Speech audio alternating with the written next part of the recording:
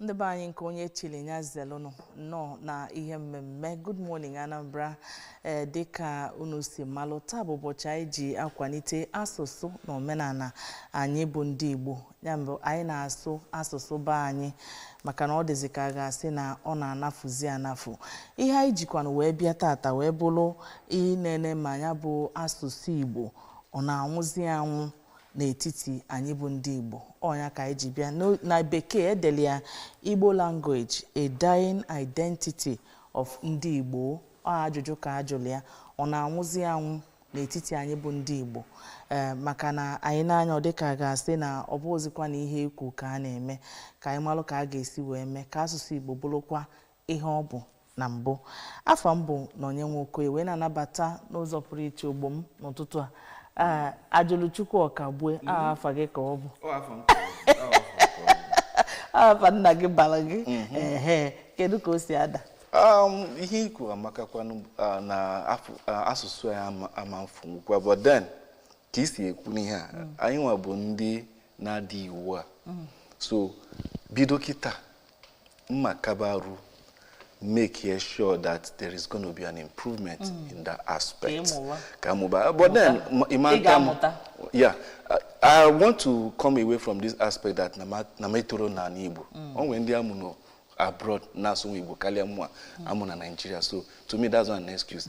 Or for more effort. Inwero ngopu.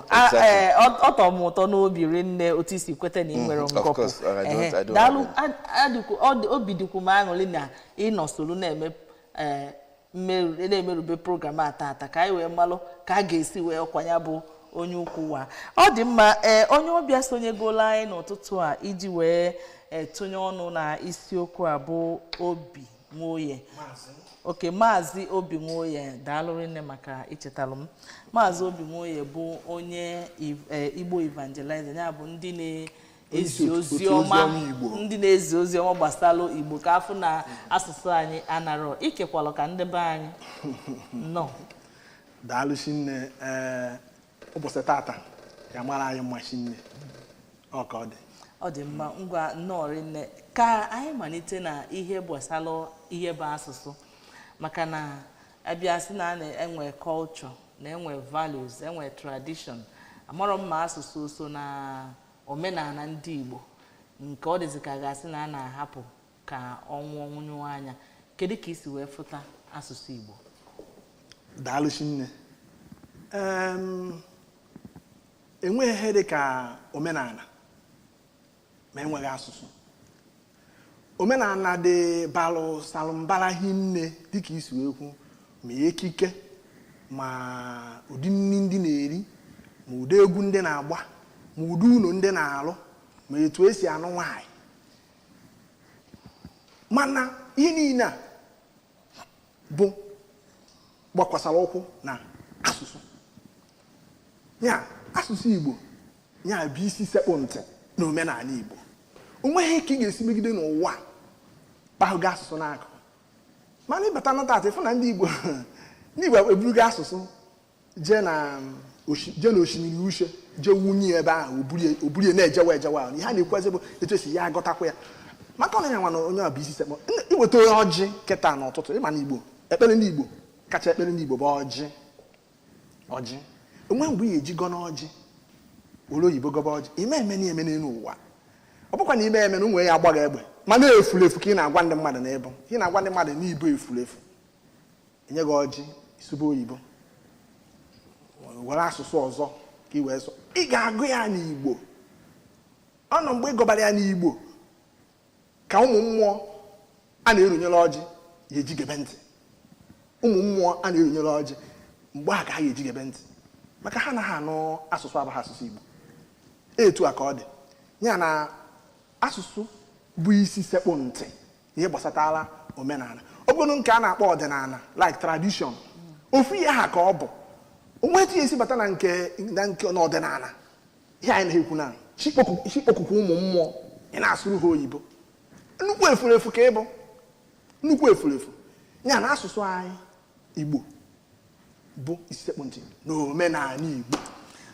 Ọ dị mma ịma na ọ bụkwanụ taa ka anyị kwubere okwu ime ka asụsụ anyị abụla ihe tọrọ atọ anyị megidekwu gọọmenti Anambra steeti jiri aka ha wepụta ụbọchị Wednesday ọbụla ka ejili ya wee na-asụ asụsụ Igbo abịa na mana House of Assembly ebe ọbụla a na-emerube ihe mbọsị ọbụla bụ Wednesday mekwuo na ụmụ akwụkwọ na-eyikwa akwa ndị Igbo were eje akwụkwọ ụbọchị Wednesday mana ọ dịka ga-asị na mbọ a na-agba na ọ na-agba ọ dịka ga-asị na ọ mmiri a na-awụsa n'elu okwute kedu ihe ọ dị gị ka ọnyanwa na-ebute ya bụ ihe na a na-akụchi ọ na-eli a na-akụchi ọ na-awụpụ ọ dịka ga-asị na ndị mmadụ achọrọ ịsụ ya bụ asụsụ Igbo a na-ekwu maka ya daalụ nne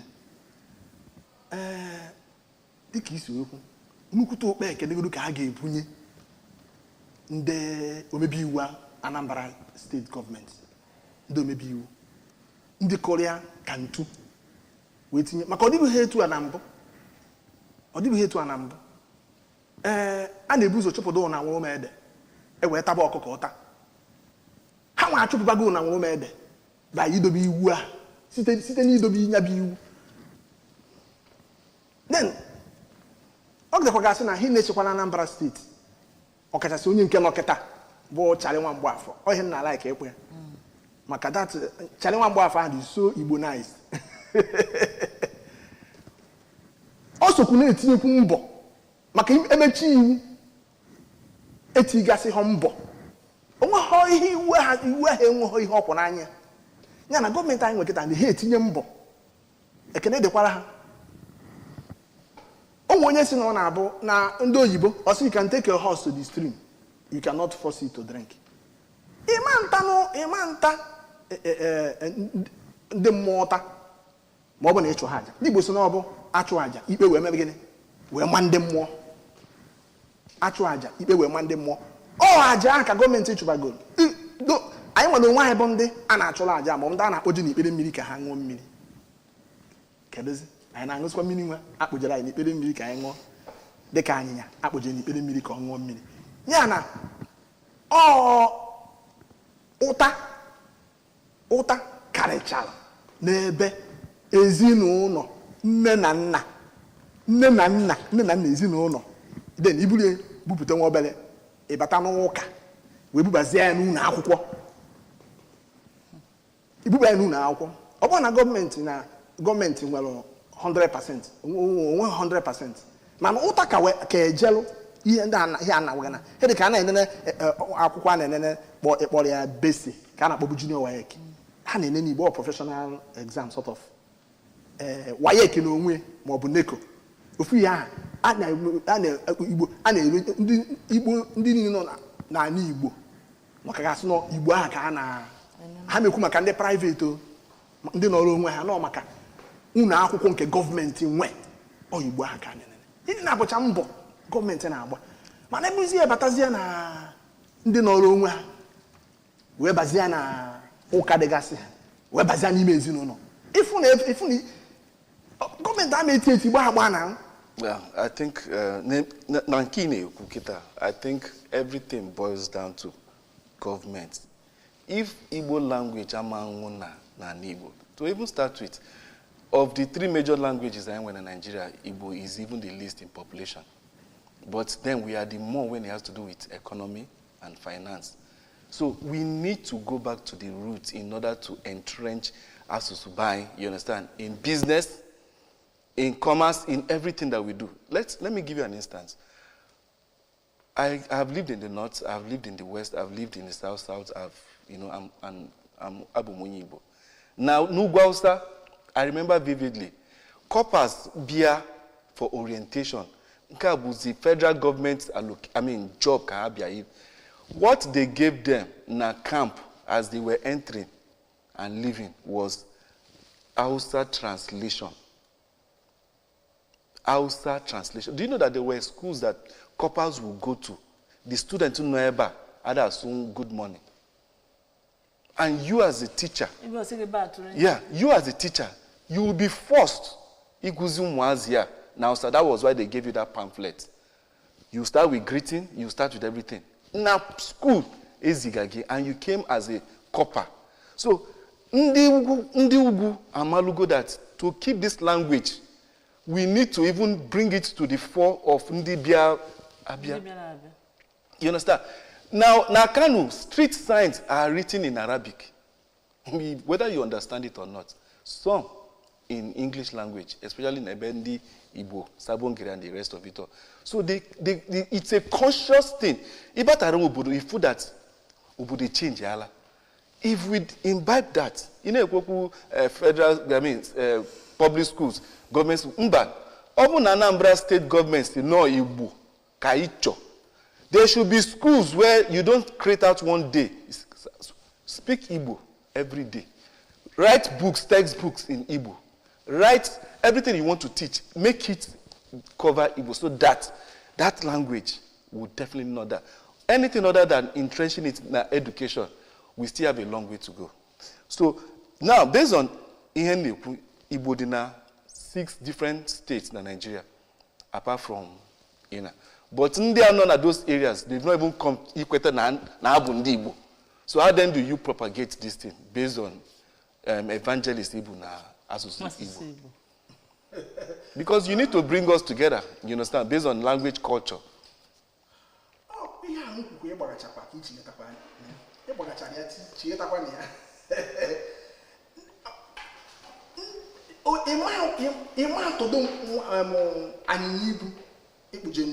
Ikpere mmiri ịma atọgbu ya aka na akpere ka ọnwụọ mmiri mbọ ị ga na-agbaba ebe na-gosigwa nye na ochikwa na ikpere mmiri ka ịkpọ na-akpụje ebe a sị ya ṅụọ mmiri ọ chọrọ ṅụọ mmiri ọ chọghị ịṅụ mmiri hapụ ịṅụ mmiri ikpere mmiri ahụ akpụjere anyị ibu ahụ okwe ha aṅụ mmiri ọkwa na-enu ka anyị nọrọ ha kịta ọ na-enu ka anyị nọ ifuge ọ bụrụ na ihe pọintị wepụtara maka ugwu Awụsa ma idecha ihe na Arabic ma ọ na-Awụsa n'ugwu Awụsa ọ dị maka abịa esa ma a gacha na gọọmenti enwekwa 100% na ọ ka fọrọ ihe ha ka ga-eme mana mbọ a ga-agbakarịcha bụ mbọ ime ezinụlọ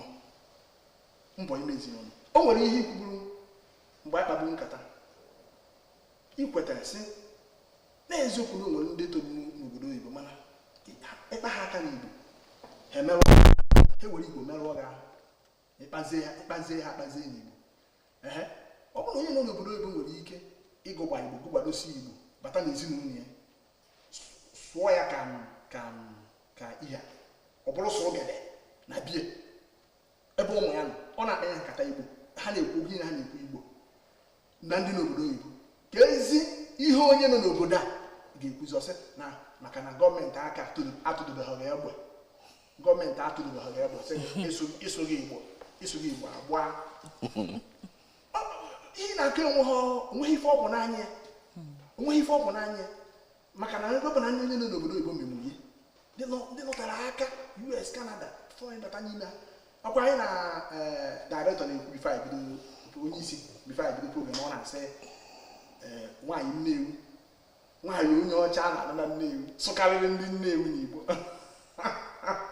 nwaanyị onye ọcha a na-anọ na Nnewi ihe niile a bụ n'ezinụlọ ụlọ akwụkwọ ga na ụka mana ịgwakwaga eziokwu o nwee ihe ya bụ bịa na-eju m anya na-agbagwoju m anya oge ụfọdụ amara m ihe ga-abụ na mmadụ amụrụ ama nchọ ịsụ asụsụ ha kedu ihe ga-abụ na maka na ịbịa onye ọcha na-asụ oyibo nke ọ na-atọ o nwere mgbe ọ ya bịa sụọlụ gị nke gị onye China sụba nke ebe a ọ na-atọ ụfọdụ ọtụtụ oge ndị be anyị ji ịgo ahịa ebe anwa edulu onye ya na-atapele ha okwu wee na-aga ọ bụkwa na be anyị na main market ebe ọtụtụ oge ifu ha n'ime main market edulu onye ya na-atapele ha okwu wee na-aga ifu onye Awụsa ọ na-asụ nke ifu onye Yoruba ọ na-asụ nke ifuzi onye Igbo o nwere ike isi ka ịsụọrịa Igbo he n'ifu nwanne gị na onye Igbo ịsụzi Igbo ọsụwa oyibo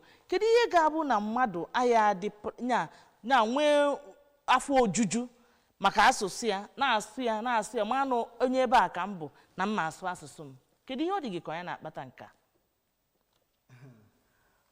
oge maazị Ajụchukwu na-ekwu okwu o ji NYSC National Youth Service wee maatụ ebe m na-eme primary assignment m na National Youth Service Corps na Lagos Nigerian Institute of Medical Research to be precise. You ntị na na-akpọzi afa onye mụ na ya mekọrọ ihe ebe a.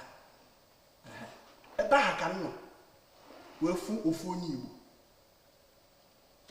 Enweghị etu isi mmanụ onye Igbo abụọ na afọ ya dị na ife o dere etu a obi etu a na tebụl ya. Enweghị m afọ mmanụ onye Igbo. Ọ bụ na o nwere enyi m nwoke. Enyi nwanne m nwoke nọ na biya wee na-eme youth call. O wee ya sị na nna ahụ na Nigerian Institute of Medical Research. Nwa ahụ wee tie wee sị nọ na ihe na-afụkasị ya na ya mụrụ confilariasis ka ya nwere. Wee sị oke na mma nọkwa na public health. Ọ bụ na ọ ga-abịa ọbịa ka m kọnetgode ofu onye so na ndị isi ngalaba ọfịs ahụ na-afụ maka ụmụ ihe worms filariasis elephantiasis grafia onchocerciasis na ọsị ama ụmụ ya nwere medical jargons si ọwụ na ọbịa na ha nwere test a na-akọndọkt and a ga-esi ebe a chọpụta ka ọbịa ka ọ na ọ bụghị apụtazi m mbọsị ahụ pụta ọbụ na ọbịa mkpọrọ ya bụrụ na nke enyi nwoke onye ahụ bụ onye Hausa mana ya na onye Igbo ahụ nọ n'otu onu na-abụ si n'ụlọ ka ha si nọ nke onye Hausa ahụ nchọzi ji anọ ọ bụ onye ogbuye nke onye Igbo so mmụrịgharịa maka afụgo m na onye Igbo si ya madam ndewo ama na ịtakwa ihe ọ gwara m bụ speak in English ọ sị m speak in English ihe a wute m ihe o ji wute m bụ unechara m anya ọ dị ya ka ma eji kwụgharị na Unizik kwụgharị ya n'ụwa ndị sekọndịrị skuul Enugu kwụgharị bịapụta na Unizik kwụgharị tọkwa wee enwe m ike ịghọta ebe o si were abịa ike ikwuzi ihe m chọrọ ikwu m mana ọ bụ na na-ekwu ihe m chọrọ ikwu atọ m atọ maka na ihe ji wee bịa ọkụpa ka m bụ aka m bụ ọkụkọ ọfụ ebe ahụ ekwesịrị m igosi m ọzọ ngosi m ọzọ ma na isi adịrọ m mma maka ebe anyị gwakọrọ na ya Yoruba ọ bụ na Igbo ọ bụ na Igbo aka m ama etu m na-esi maka onwe ka ọ rịpọtụ ọmụ okwu ojekọ ofu ihe onye isi bụ onye Yoruba mgbe ahụ one prọfesọ na head mgbe onwe ka ọ sị m na ha enyi dị ọzọ asakọrọ nwewetuzi obi ana ka ọ bara ese nekwa onye ihe anụ na-akọ na-ekiri kọsịrị ọ sị na this is a research institute true is a research institute but you don't just bring anybody in here just take him to the clinic and let him register and let them examine him and know what's wrong and he will pay. It's not this we don't do charity here, please. Ha! Ike wee boom. If we been na magalo. No onye Igbo gefu. My brother, enyi nwanne nwoke nọ bi. Na mgbe ebe na magalo ya na nọ n'isi mmiri ebe a na-eme research in public health. Na ọ ga-enye ya aka ma maka ọsọ ogo m ihe a na-abụkasị anya one of the symptoms ụmụ ihe filariasis a na ha na-abụkarị onchocerciasis na-abụkarị ọkọ so wee sị ya mana ị na-enye na ahụ nweghị n'isi a na ị ga-asị na ọkọrọkọrọ ma ihe ọzọ ka o ji eji na-asị ọ ga-abụ ma ọ kpọtazi ya nwaanyị a wee wụọ m n'ala mberu ndị be anyị na-asị ha asị na ebere akwa ndị be anyị na-asị na ibu uye mberu uye si ebe ahụ na-agbadata so nwatakịrị nwoke a na-asịzi m kekwa n'ihe anyị ga-emezi nsị ịfọ na anyị nọrọ aka na tiabu aja na onye bịara iku nwa bịara iku nwa na ya zọba n'onwe n'ime mere ọ bụ na o nwere ụlọ ọgwụ ebe ọ na-ejebuzi maka ebe o si wee bịa Nigerian Institute of Medical Research ọ nọ ka isi ebe a gbara ụkwụ jere Aba ịma asị gị Lagos ọ dịka ofu ebe o tere ezigbo aka ebe ha bi saịdị okokoko ogene ka a na-akpụ ya uwe si ebe ahụ wee gba ụzọ moto wee bịa n'ime saịdị ka ha na-akpụ ya Yaba ọ na Yaba ka dị institute ime Lagos onweghị ihe anyị mere achieve ọ bụrụ ọbịa na n'iyi ọbịa bụ nwa bụ onye nọ ya na-asị bịa bana anyị nọ n'isi mmiri ọ bụ na ihe ọbụla anyị gbara nwere ike bụrụ eziokwu na ha akpọta mmadụ si n'ilo bịa ihe mana ọ bụrụ oji nwaanyị akpọdebe m dịka ụmụnne ya ya kpaa ya maa ya ka njakịrị ọ sị m nekwanụ ka esi eme ya ọ bụrụ ụzọ dobe n'aka etu pụrụ ebe ahụ stand there Speak English. Ọ dị mma ịma na anyị na-ekwu ya kịta ọ dịka ihe egwuregwu mana ọ ga-adịkwa mkpa ka ime ka ndị be anyị mata otu isi wee dee akwụkwọ wee chọọ ka itinye ebe a na-etinye akwụkwọ wee tụfu ya maka na edere ya n'Igbo na ihe nke a nwere ike ime n'ebe asụsụ Igbo nọ ihe o nwere ike ibutela asụsụ Igbo. ya bụ ọnọdụ. Anyị bụ ndị oziọma Igbo, anyị na-agba nwere ike kwucha dịka Maazị Ajịchukwu sị na mbọ a na-agba na o kwesịrị izu Igbo ọnụ. Ọ bụ ọsọsọ na Anambra, ọ bụkwa ebe ọsọsọ na ana Igbo, o kwesịrị izu ụwa ọnụ. Ọ ya bụ ihe kwesịrị ekwesị mmekwu na o kwesịrị izu ụwa ọnụ.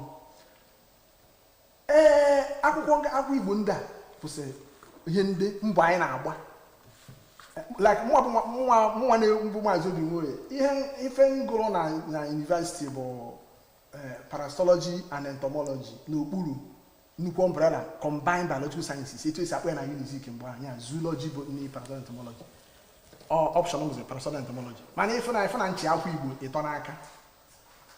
Ọ bụghị maka ihe agọrọ maka ọnatalichi. Ha nchi ọnatalichi a dịka ofu nna m ukwu bụ ọka nkụzi Peter Ejiofọ, maka ichekwadere ife mbọ ọ gbara n'Igbo abụghị ife ọ gọrọ agụ, maka a management expert ka ọ bụ. Ebe o chiri eze bụ na management, mana o buru ike na ebube niile tinye na ịgba mbọ ka asụsụ Igbo wee he ka BBC Igbo anaghị egwu maka Peter Ejiofọ ha bụ ndị bụ n'ihu ọgụ gbaa mbọ fụ na ya bụ asụsụ na-ebidoro ya na BBC. Ịbịa ma a na-amị ya na Hausa, BBC Yoruba n'anya Adam emebeghị, mana nke Igbo a ka bido hụ mbọsị a. Ndị otu anyị pụtakwa wee na-ede nke a bụ ọtọnụ etie ata inu Igbo sọsọ Igbo junie. Nke a bụ ọtọnọmi aja na base ka na ojiri wee kịta n'Igbo language eji na Anambra steeti kịta. So ekene dịkwara prọfesọ ọka nkụzi Ngozi Chumude, ọ na-afụ ihe dị mma na project ya. Mana akwụkwọ na-aba mgbe ọ pụtasịrị ka eche ka etinye na Amazon. Unu ma na Amazon nọ na forefront na online publications. Onwe ndị na-ama ha ka ọ ndị Amerịka nwee. Ihe ha ji bụrụ ọka ibe bụ na ndị ọzọ na-emekarị ihe a na-akpọ soft copy, online soft copy. Ya emeghe agụrụ. Amazon kwụ gidigba n'ihu ọgụ n'ibipụta akwụkwọ a na-akpọ paperback. Paperback a bụ otu akwụkwọ a dị ịkwụ ụgwọ ya na ikuku na ịntanetị, ịkwụ ụgwọ ya online. Ha ga-eprintị ya etu ọ dị were ọgbọrọ onye ahụ na-ebie. Ọ bụ mbọ anyị gbabaziri ka akwụkwọ a pụtara na 2022 ka etinye ana ịkwa ya ha tụchigharị ya azụ gwa gị na no a strange font. No a strange font. Asụsụ Igbo bụ a strange font.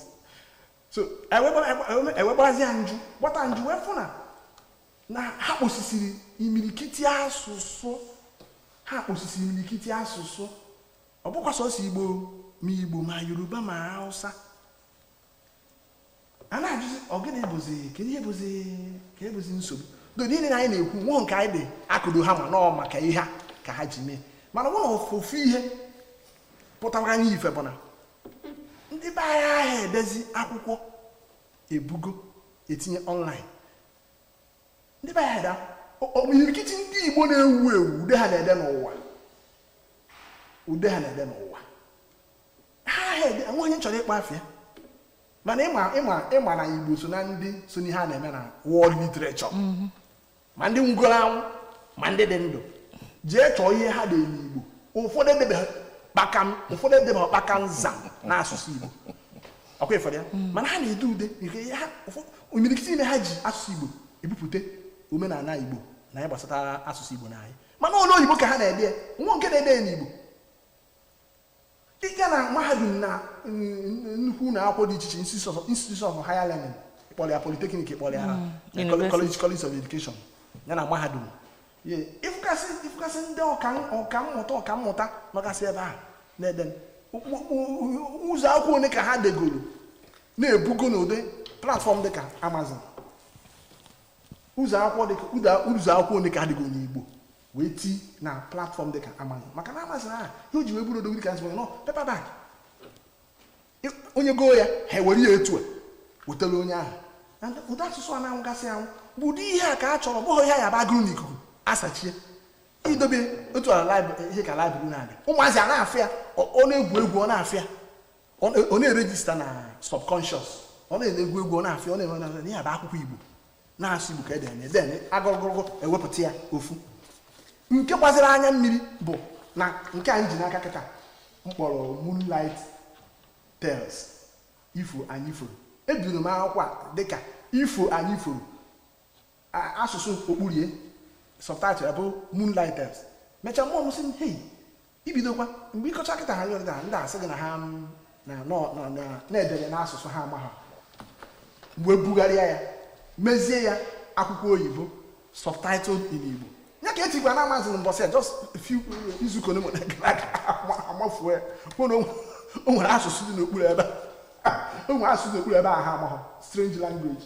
asị abụta akwụkwọ Igbo na ọkwa sorry ọkwa akwụkwọ Igbo na akwụkwọ Igbo nene Moonlight Tales na o nwere ọzọ dị n'okpuru ya ha amahụ unu afụgo ebe Igbo gwọtọ mana Igbo amahụ na Igbo gwọtọ o nwere ngwara ọsị na ọ bụrụ n'ụsọ ọsọ ndị Amazon ihe a bụ platform bụ ga-abụ onye ọbụla tinyere ihe ebe ahụ ọ dịkarịsị n'ụwa niile na-afụ ya at a time ha na-eme campaign Amazon ha nwere outreach ha dị so wide outreach ha ebuka mana Igbo apụtaghị ebe ahụ asị na 2017 ka ha mechiri ihe ọbụla gbasara asụsụ Igbo bụrụ ihe anya mmiri Maazị daalụ nnọọ but a na-ekwu okwu asụsụ Igbo o nwere ka anyị esi wee kwuo okwu asụsụ Igbo without itinye omume ndị Igbo nne ndị Igbo culture ndị Igbo akwa ndị Igbo na-eyi in order to promote our language because fancha na-agakọ ọnụ ị na-ekwu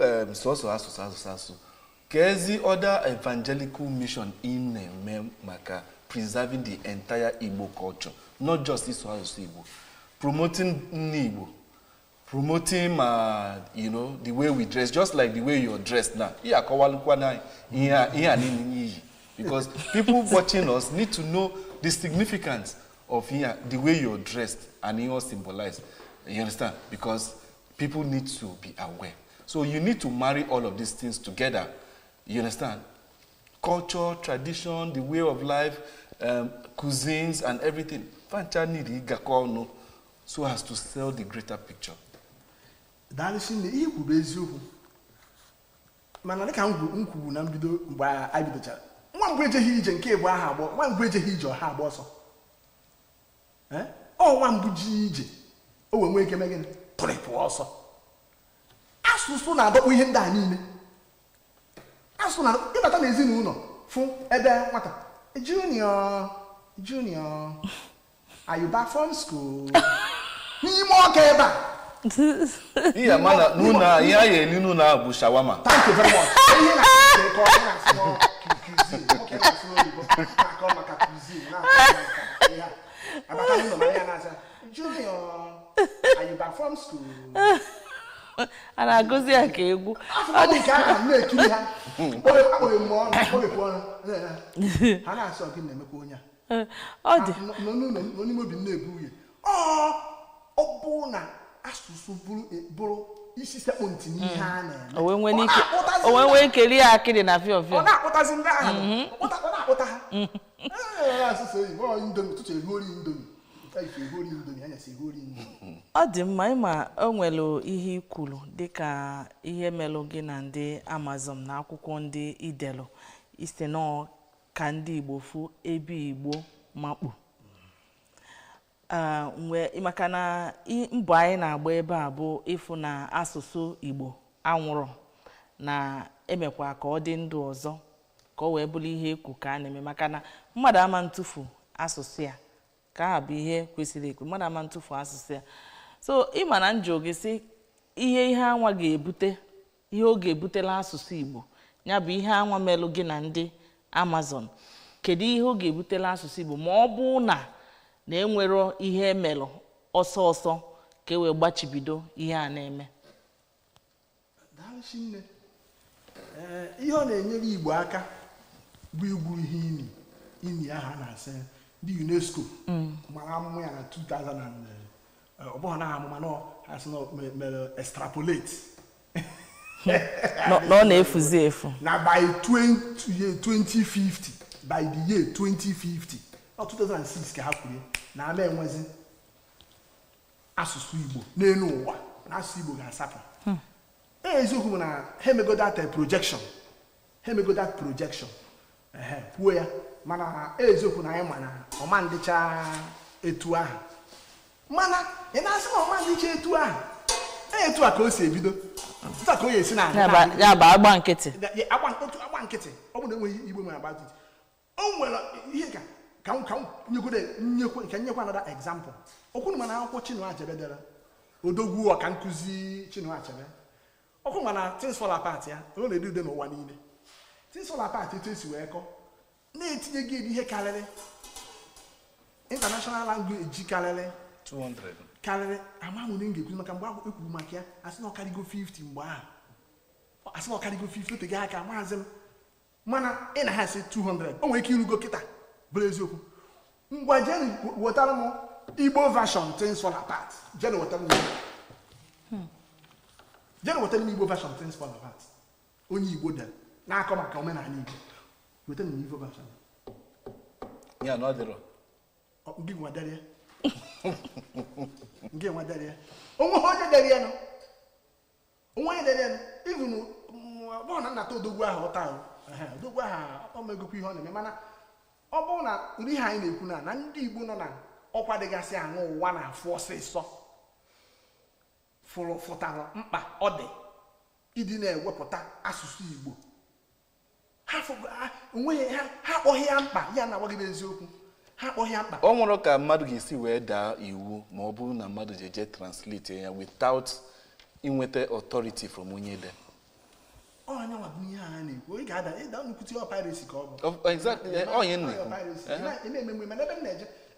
mana ndị ọzọ a na-etinye chi ka ha si wee mekwana ha na-enweta ikike ndị otu anyị ga-esikwa n'otu a nweta ikike mana ka ịgbagodo dị maka na anyị ekwugokwa n'okwu rinne ọ bụ na kịta ka ịmalite isonyere anyị nọ n'ihe mmemme Good Morning Anambra ebe anyị na-enye anya n'isiokwu na-ekwu Igbo language a dying identity of ndị Igbo ọ na-anwụzi anwụ bụ ya bụ asụsụ Igbo biko ọ bụ na ịbụ onye Igbo na-enene ihe onyonyo a mama m na ihe a ga-adị gị ezigbo mkpa ka isolu nye aka fụ na asụsụ Igbo anwụrụ n'akụkụ ebe ị nọ dịka o si gbatakwula anyị ga-agbatu dị m nwantịntị oge ka anyị wetala unu ozi anyị na-alọghachi biko apụkwana.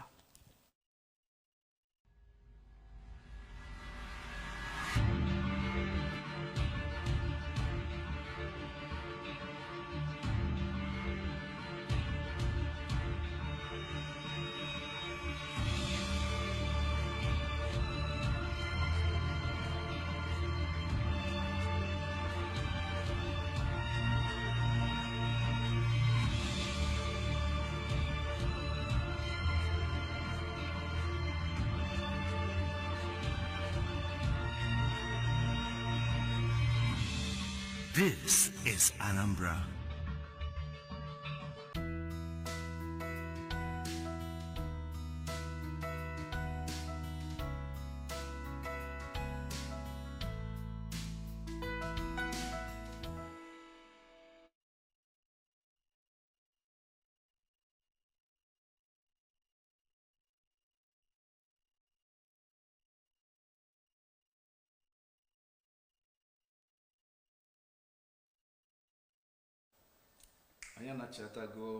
Well, I can go tell you ihe anyị nwe for the voice pop na tụrụ oge maazị ka anyị na-ekwu maka asụsụ bai na ya chọrọ ka ọ nwụrụ and the rest of it all.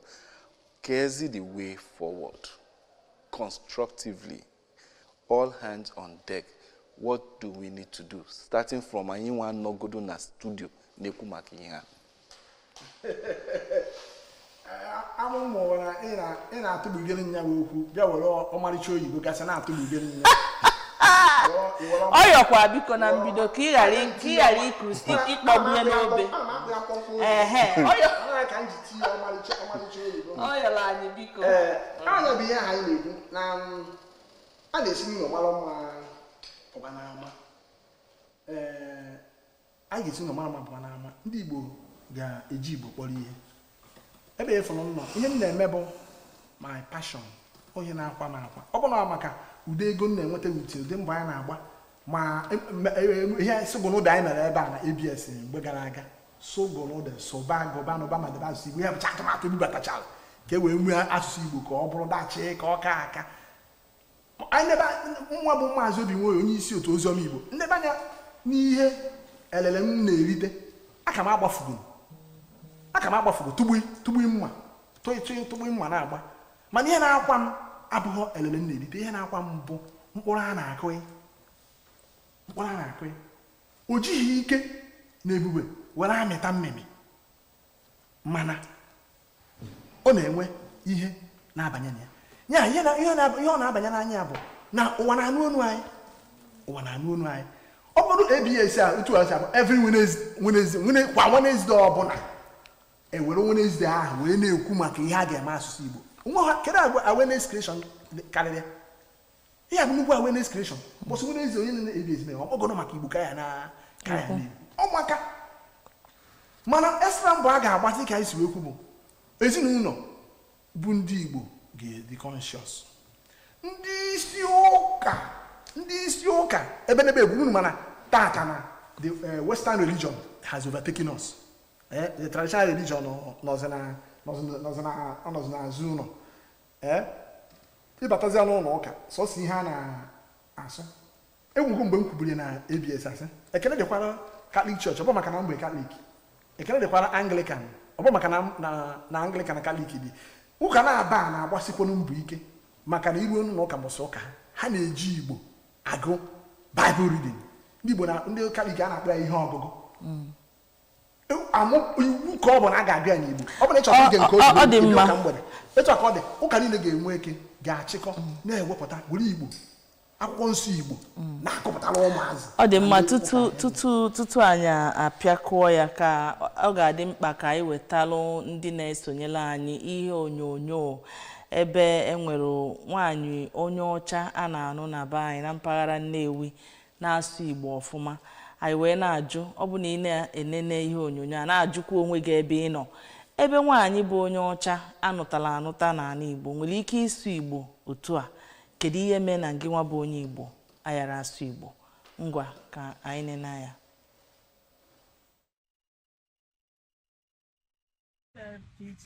and my learned husband. If you are not so much, I like him. All the very pushful. Smoothing. Accompanied by our able chairman and my honorable husband as well.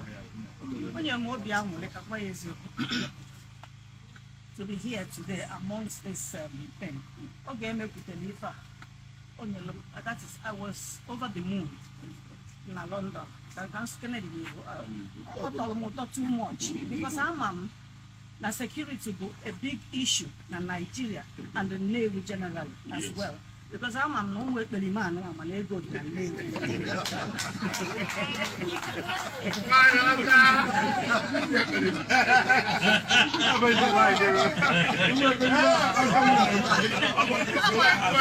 I'm no way my ego to the Navy. No, you're going to not tears a million.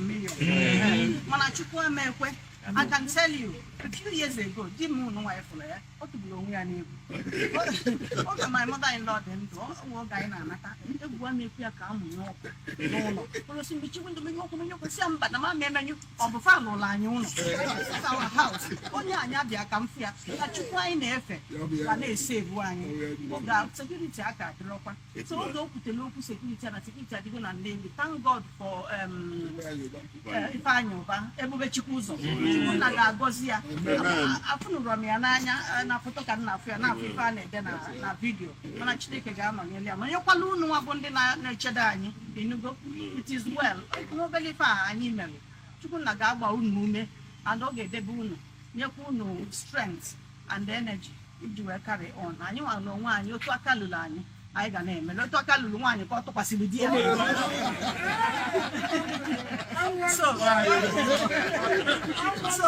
never go to and that's the one. I go want to check about the so who don't you know Chani, may God bless us and move you forward. If any in our plan. na-aga n'iru ka mmadụ ya lagba n'ụlọ mgbe okpulu and onwerekwa onye ụlọ ga-agba. Honesty is the best for life. Onye ọbụla, honesty is the progress. Ịkwụbara n'aka ya ọtọ, Chukwu ga na-protect you. May God bless you all.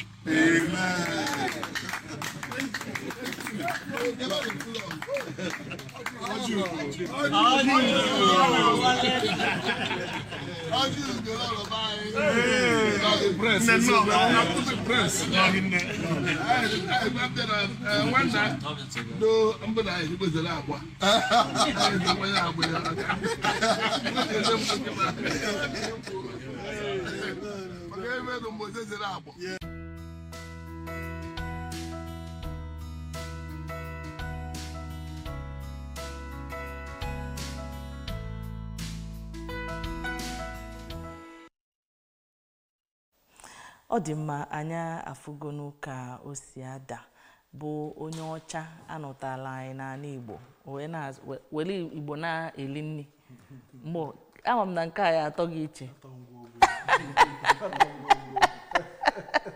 ka isi bịa emekwana akwa ọkụkọ akụ nọ mkpume ka ihe ya na-eme ndị na-akwa ọkụkọ na-eti aka isi na ihe la anyị eme mkpume ifere ga-eme mkpume ifere ga-eme mkpume gị bụ onye Igbo na-enene ihe nenecha ya ịbatabeghị na junior anyị back ihe na-emegbu oru fere emegbu oru maka na ana agwa you cannot be more Catholic than the Pope ha nchabi ya bụ inu oyibo you cannot be more Catholic than the Pope onweghị echi esiri nwoke ndị ọcha nwe oyibo ha nwa maka esi asụ ya ọ dị perfect anyị nwa bụ mmụta ka anyị na-amụta ya ịmụta oyibo na-ajeri na-asụ oyibo ọ bụrụ na ndị be anyị na-akọrọ gị aka na ịma asụ ego niile ịnọ n'ime onye ọcha na-asụ ya ị na-asụ ya with African accent. Ihe ọzọkwa amakwa mma ndị be amarọ mma ndị be anyị aghọtakwa ihe a na ọtụtụ oge ịbịa dee oyibo na ule o nwere ihe ndị ọcha na-abịa asị na second language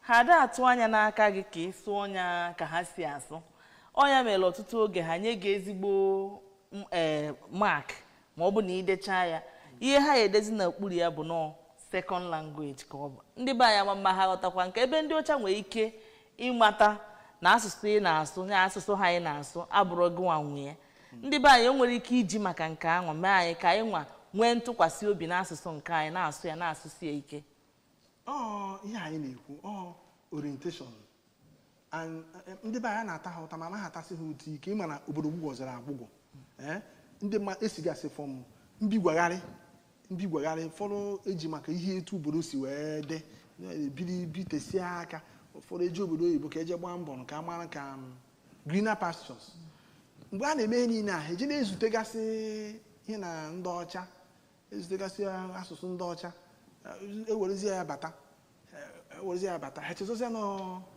jọsa ihe i kwuru ejezia nọ second language na gị nwa na-asụ ya asụ ndị ọcha mana ibu onye be ha na gị nwa na-asụ ya asụ ị na-asụ ya na kategori 2 kategori 2 ka ị dọ ya mana ndị be anya ha batazi ha na-etiwegharị ndị nọkwa ha n'anya yo men ihe nwa men nke nwa nọbazi ebezia ka isi Igbo ị na-adịzi inferiority complex isukwu ihe a na-eyi adị ka onwe asị na onye nwa dị Igbo tik ihere onwe ya na-eme idizikwa Igbo tik ị na-agbazi ka i wee nwee ike meet up ịdarụzie oyibo Igbo ọpọrọpọtọ nna m ochie si na ọpọrọpọtọ.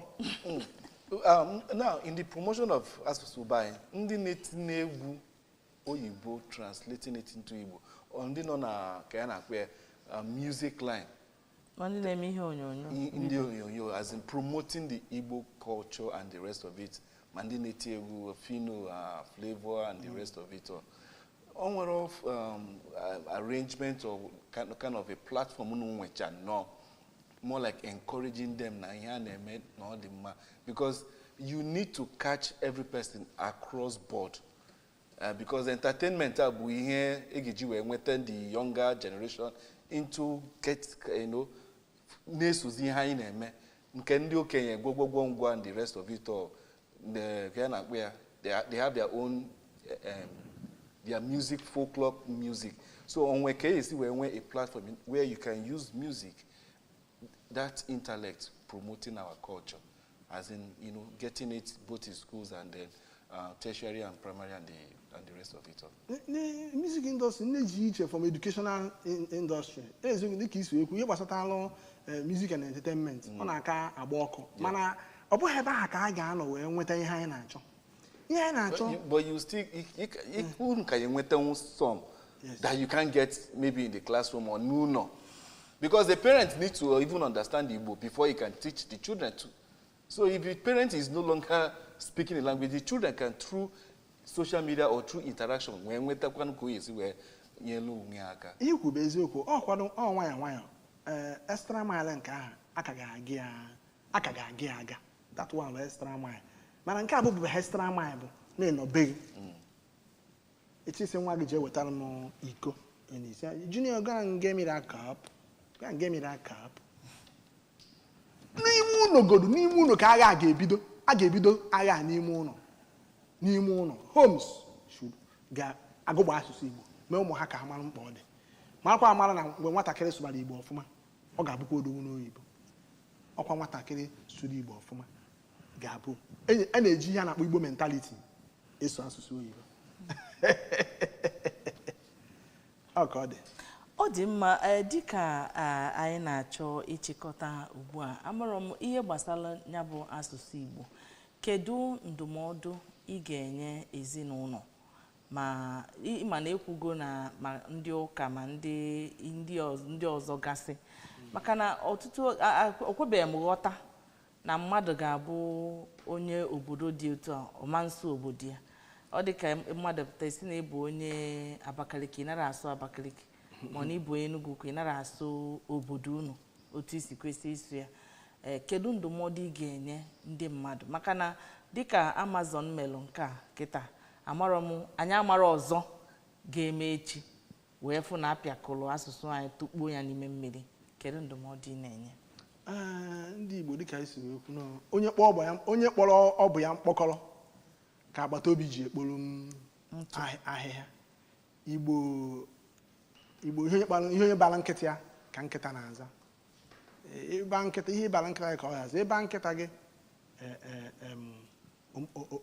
oturu ugo ọ na-etu ugo na be gị ịba ya nwa nkịta oribe nshi na be gị na ọ ga na-alụ so ndị Igbo bụ ihe akpọrọ Igbo kigbo ndụmọdụ na-enye ndị Igbo bụ ndị Igbo were Igbo kpọrọ ihe dịka ekwu na ọ bụrụ sọsọ asụsụ ka omenala gwụrụ ya mana ihe anyị ji eti mkpu asụsụ bụ na-asụ na-akpụlite omenala ndị ọzọ and agha kịta ka ebidoro n'ezinụlọ o si n'ezinụlọ ọgbaba n'ụlọ akwụkwọ otu n'ụlọ akwụkwọ ọmaba n'ụka maka ndị be anyị na-enyekwa ụka attention kara aka in these days so ma wọpịa then gọọmenti na onwe ha kwụzi a na-eme ndị ha zọrọ sị na ya etogo ha mgbe anyị bidochara ndị omebe iwu ha ka nwekwara ike ịnọkwa chịkọkwa tikwa iwu ọzọkwa kakwara aka dịka maazị Ajụchukwu na-ekwu na mbido etinye iwu n'ụdị apụta na n'okporo ụzọ gasị ihe ọbụla a na-ede n'Igbo maọbụ afọ m nke gọọmenti anọkịta na-anwa ejem Amakụ nwanne ya Amakụ teaching hospital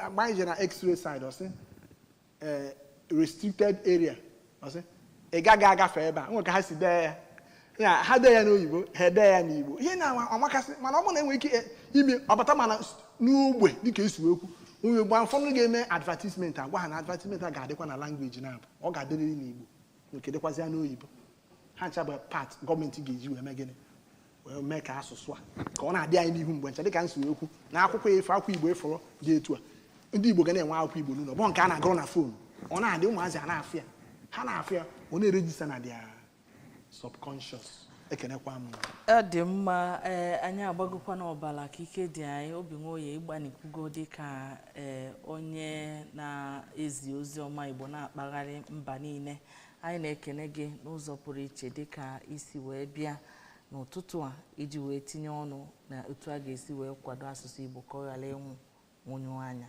daalụ maka oge gị daalụ shinne Igbo bụ Igbo anyị ga-adị Igbo ama nwụnata Igbo ga-adị demenụ ọ dị mma ogbo mbụ Ajụlụchukwu ọ mụtago m taa na mbido ụmụ m sọsọ Igbo ka anyị ga na-asụ n'ụlọ ọ dị mma biko nụ ndị Igbo unu ekwekwana ka asụsụ a nwụọ ekwana ka ọ nwụọ n'aka anyị ka anyị malụ na asụsụ ndị bụ ejirimara ndị.